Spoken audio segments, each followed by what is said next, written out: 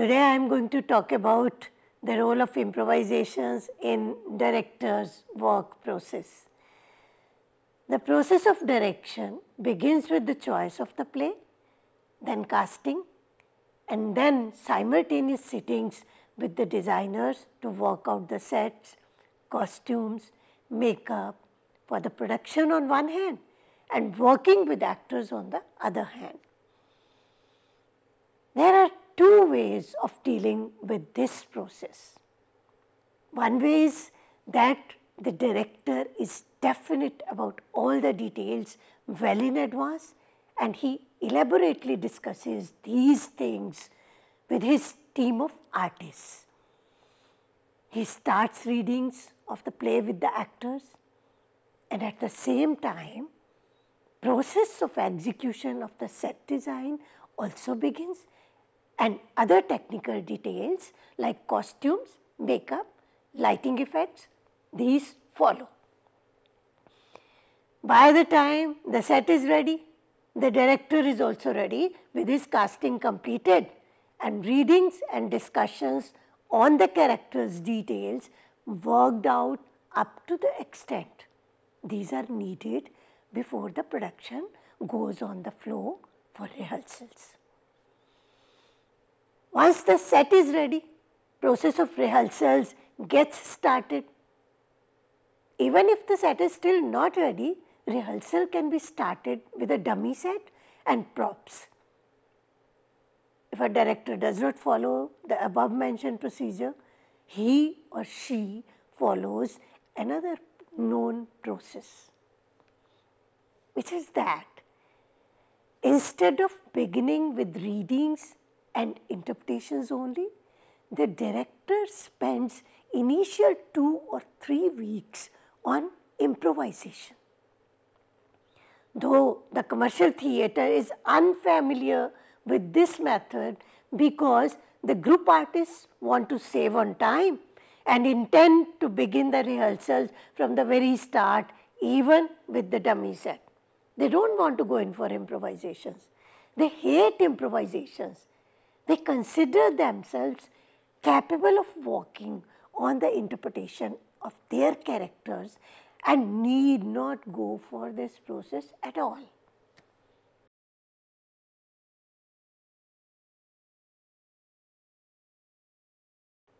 What are these improvisations and why these are important or relevant at all? Now, what is the need to do these improvisations? This is the question which needs an answer. The answer lies here. The improvisations are the enactment of the situations and characters similar to the theme, plot, structure and characters of the play. These situations are thought of and enacted impromptu on the spot without any discussion or consultations with the co-artists. The actors are given situations and asked to perform with the dialogue created or spoken on the spot according to the actions and reactions of the fellow artists. You are just thrown into a situation and asked to respond to whatever dialogue, gestures and movements other actor is doing. It is like playing a theatre game where you create and evolve your own responses. There are two kinds of improvisations most useful for production. The first is to make the actors improvise situations similar but not identical to those to be found in the play.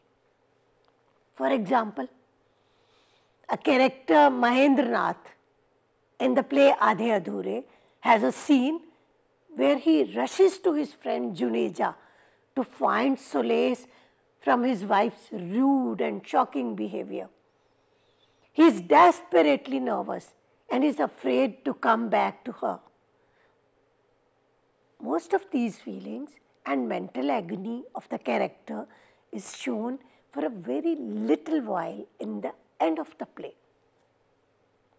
but to get the exact mood of nervousness, helplessness, pathos, a scene may be improvised in which the actor playing the role of Mahendranath is asked to imagine that on some previous occasion, Mahendranath exasperated to his wife, struck her, something he had never done before in his life, that his wife shut him out of the house, that he goes to his friend for advice and help.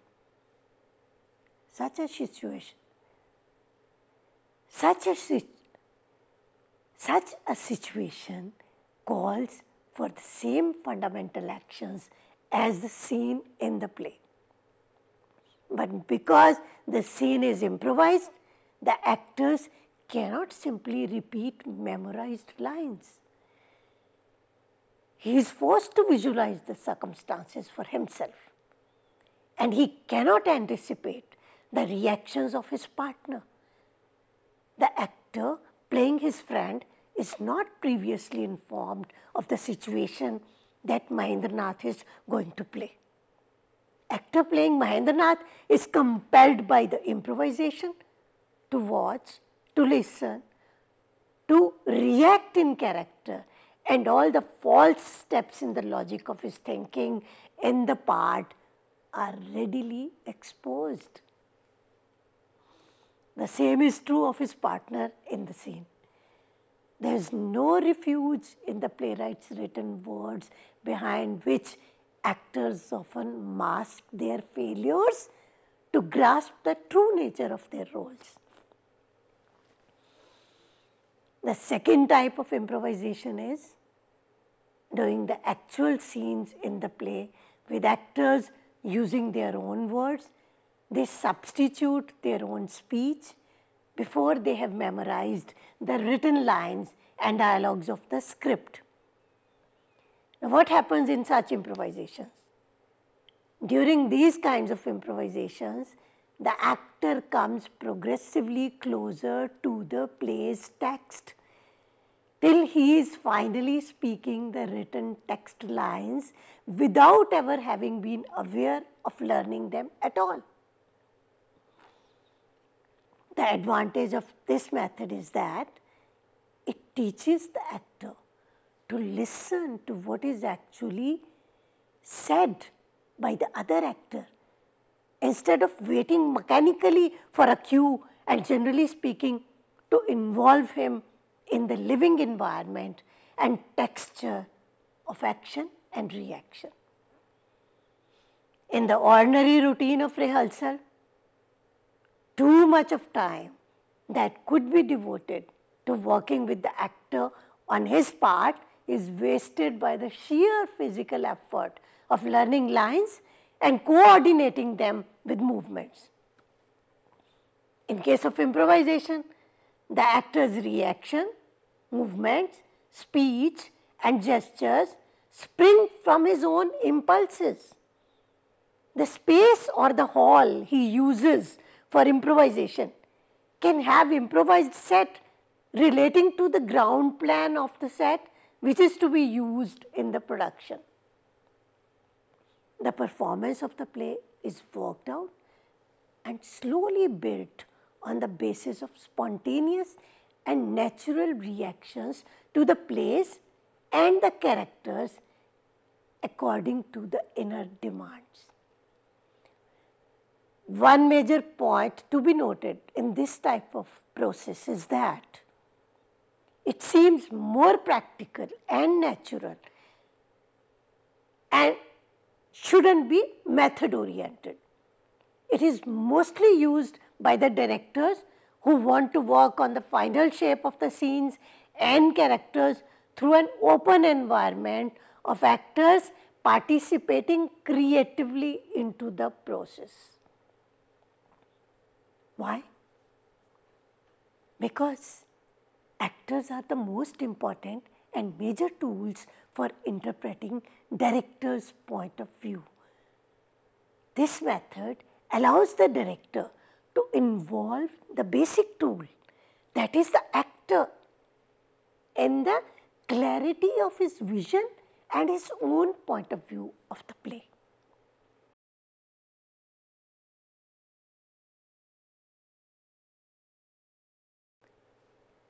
A play production is not an art form which can be executed in isolation. It is a collaborative art and needs a group of artists to collaborate and give shape to an idea conceived initially only by the playwright and further carried over by the director. How can a director transform his point of view of the idea without taking complete confidence of his team of actors and designers?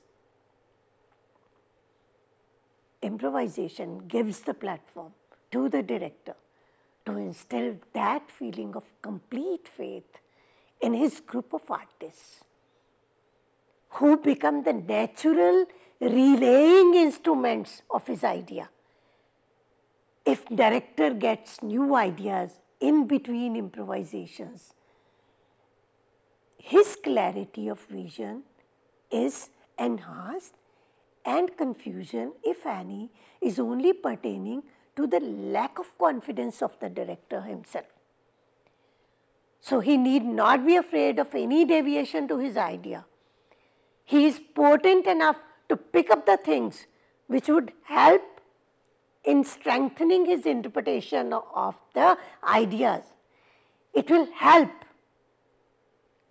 He is potent enough to pick up the thing which would help in strengthening his interpretation of the idea. Hence, it would ultimately help in execution of the idea in coordination of his team of actors. Now, we come to the reasons for the use of improvisations as a means of interpretation. Some questions can be raised in this context. These are, if the production presents the point of view of the director, what is the need to involve himself into a process which may at certain point take himself away from his own concept and be carried away by the results of the improvisations, which may or may not correspond to director's own point of view, or which may bring out such further details of the situation or the characters that director gets confused whether he or she should include those details in his or her perception of those situations or characters. One more question which can be raised is that play to be staged is available as the written manuscript or in printed form. Then what is the need of improvisations? Some actors may not be good at improvising dialogues or lines. They would feel very uncomfortable with those improvisations.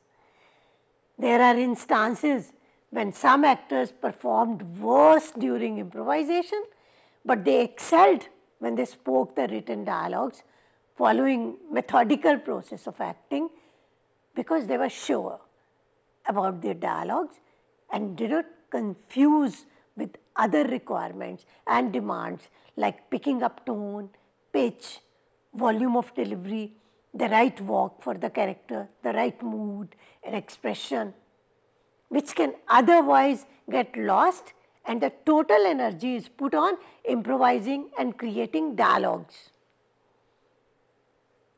The answer to this query or observation is that this process allows the actor to open up with his body and voice without having any inhibitions of speaking the given lines and following the given script, as also going into the inner space of the character. Those who follow this method have the belief that it helps the actor to be at ease with the character and it helps him towards building the growth and shape of his character, which shape is going to take in terms of the play's growth. It also helps him put his own creative energies in creating the specific character as also his character's relationship with other characters in the play. It also generates the pace, makes the character plausible, believable, natural, and flowing with the pace of the play.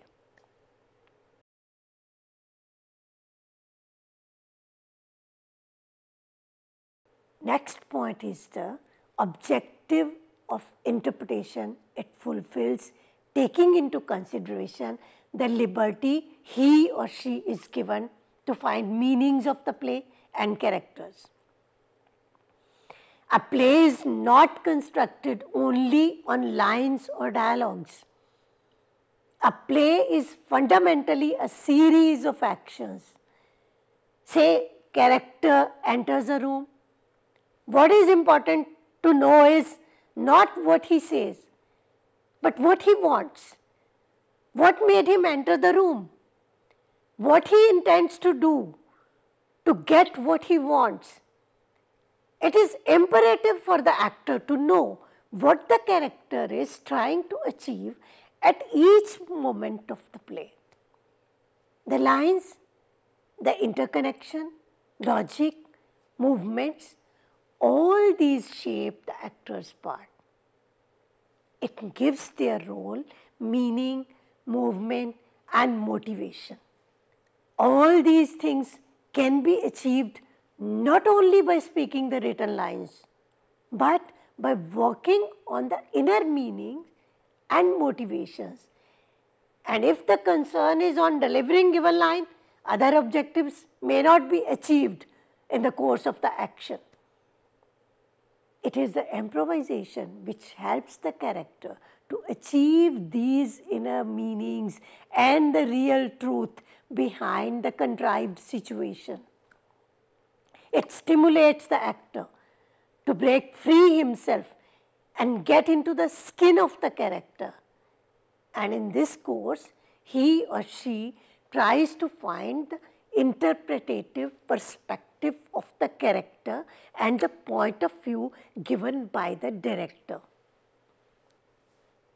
The director helps the actor to understand his interpretation with free use of space and action as well as the lines of the dialogues.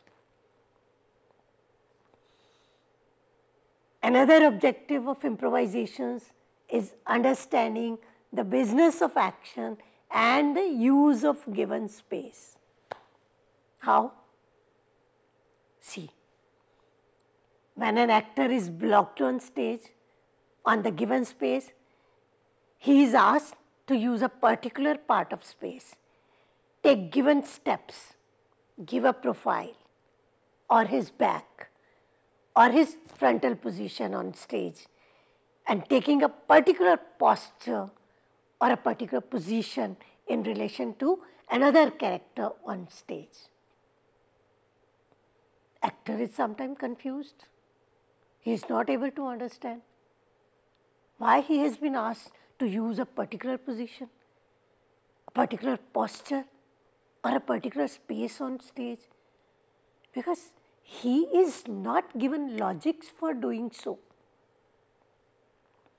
But if he is asked to use the space and do stage business, improvising the given scene, actor would find his own motivation and logic to move about on stage and do the stage business.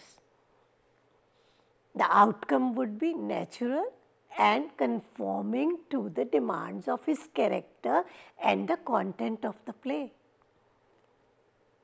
The actor's impulses must constantly be fed with fresh nourishment. If there is time, it is always suggested that the director should give his actors this kind of stimulation by either becoming a silent observer or become as one of them, or by absenting himself for a few hours to let the actor explore his own creative faculties to add to the meaning and understanding of the play and the character without interruption from the director. director must help the group realize its potentials.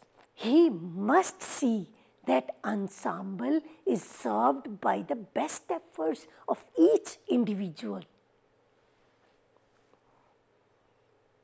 Improvisation, though not commonly used method in the production of a play, has gained acceptance over the years, and of late directors have preferred to start their work process by using the method of improvisations, and the results have been tremendous, and much is added to the production through this process, and that it has become one of the most potent devices to get the desired results. This has been the most effective when tried with fresh and young actors who have immense potential to dive into the deep sea of inner world of dramaturgy. Thank you so much.